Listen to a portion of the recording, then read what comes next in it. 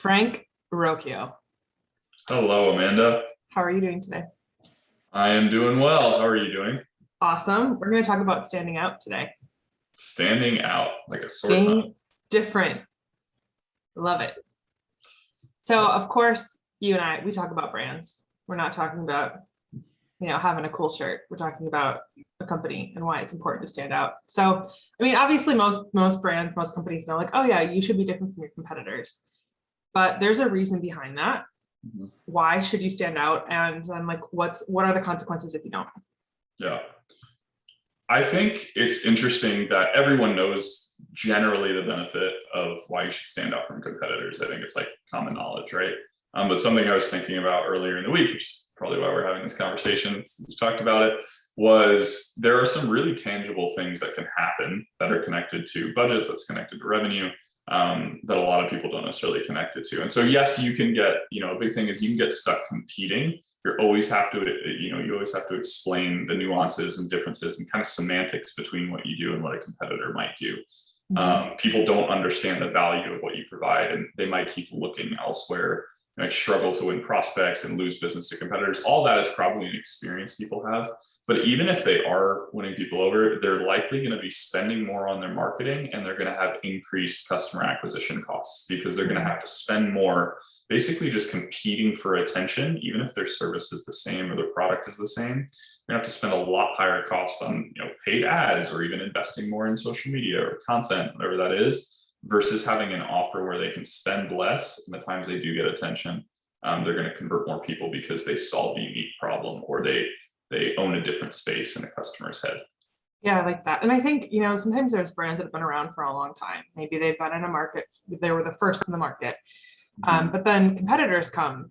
And just because, you were the first one doesn't mean that you're always going to be top of mind for consumers or for customers. And so I think that like being different is something, and standing out is something that you always need to think about. You always need to be paying attention to, because you might be unique in market for a long time or unique in a segment for a long time, but in a few years that environment can change, and it's important to always have that be top of mind.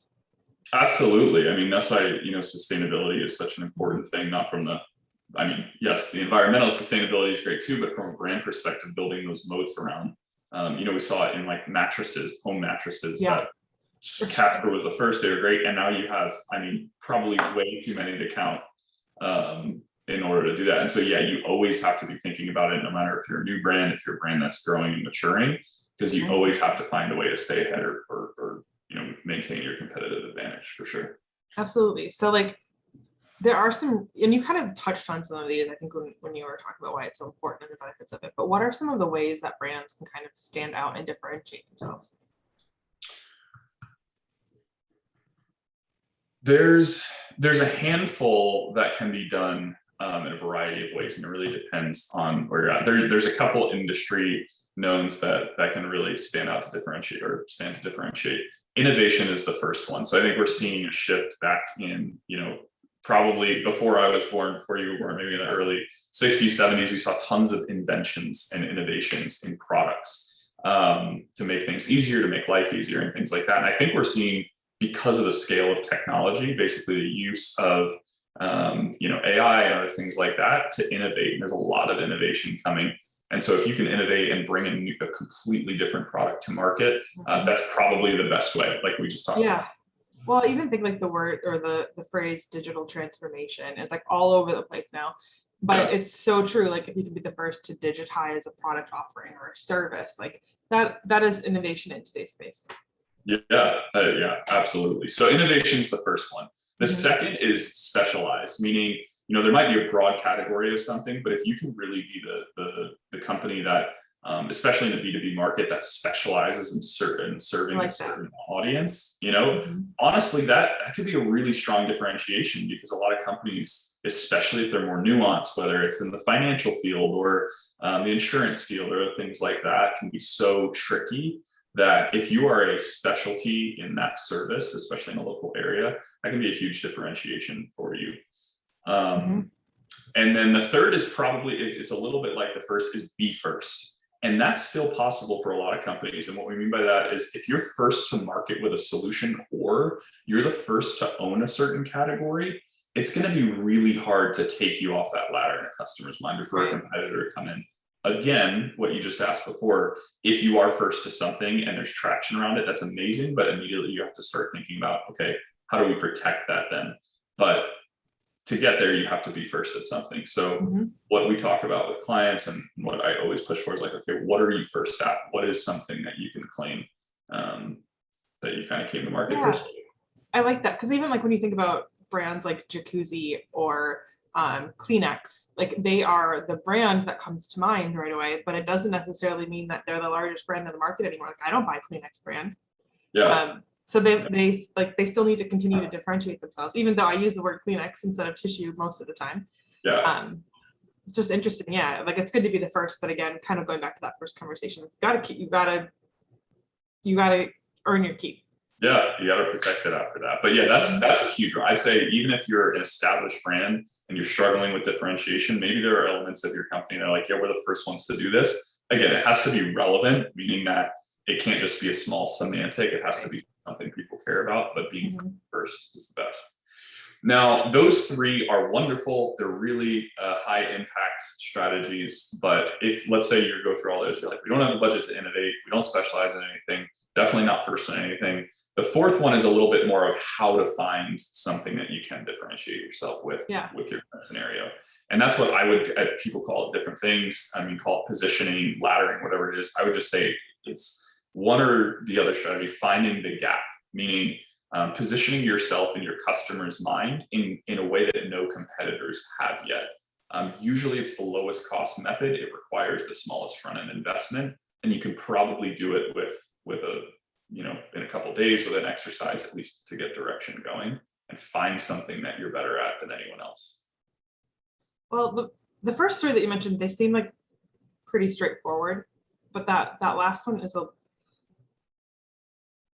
they're straightforward. They probably have a little bit more to do with like your business model and could be a little bit more expensive. Or that fourth one is like kind of taking what you are already doing Yeah. and then positioning it in a way that is more appealing to the market. Maybe, I don't know. How would you do that? Yeah, it is, because it's probably the lowest hanging fruit, and we've done that as an agency. We've done that with clients because it's like, okay, what do we already do that we can kind of, I hate to use the word leverage, but in a way, it's like we've built up the way we do things, whether that's organically or intentionally. So how do we leverage that? And so it's less about asking the question, does anyone else do what we do? Because at this point in our history of the business world, whatever, there's probably someone out there doing what you're doing, unless you really have true innovation. But the question that you should be asking is, do they own it? Does someone else own it? We just worked with, we had a workshop a couple of weeks ago with a brand we were working with, and trying to find their differentiator and what they're unique at. And they did a few things, and they're like, yeah, but they do that too. I'm like, yeah, but do they even talk about it? Do they own that space in someone's head? They're like, well, no one does. It's like, great, that can be your differentiator. And it turned out it was really relevant and impactful. And I think that's something on a strong trajectory. How to do that? There's kind of a small exercise. I'll give you the overview of it. Is most people are familiar with like the SWOT analysis or something like that. This isn't that, but if you get your mind in the same framework, list out your competitors. Any brand, what that can be specific brands. If you're 7-Up, it might be Coke or this or that or LaCroix, whatever it is. Smaller companies or B2B companies may just have a type of brand that competes with them because the market's so big. And then list out their position. What is their controlling idea? What's the thing that they're putting out there and saying, hey, we're the best at this. You're not going to find this anywhere else. List those things out. And then list out your current strengths as an agency. Hey, what are we best at? What do people review when they leave reviews or testimonials? What do they say we're great at? Why do people come to us over and over and over again? And then list your aspirational identity. That's, what do you want to be known for? What do you want to do? What is your vision for your brand? So you have these 4 things. You have your competitors, you have their position, you have your position or your current strengths at least, and then your aspirational identity. And so you have these things listed, and you have a little bit of a roadmap to take a look and say, okay, what is the gap? If I'm looking at my competitors and their position, I'm looking at my company, what strength do I have that's not currently highlighted on what my competitors do? And dig into that a little bit. can you own that? Is it relevant? That's a great start for a lot of brands, and just finding out what do we do already that we're really strong at, and how can that be different from our competitors? I like that. And I think a lot of times it's uncomfortable for brands to analyze their competitors, for companies to think about their competitors, because either they're annoyed that they're owning a percentage of market share, or that they're not, representing an industry well, or what have you. Like sometimes it's just uncomfortable to analyze what your competitors actually do well, but it's really important because you're selling against them. Like you're competing for money with your competitors. And so it's important to know, like, what do they do really well, and to like let them do that well. It doesn't mean that that's what you need to do well. I mean, you probably do it well anyways, but that doesn't mean that that's what you like hang your hat on. I think that's a really good exercise.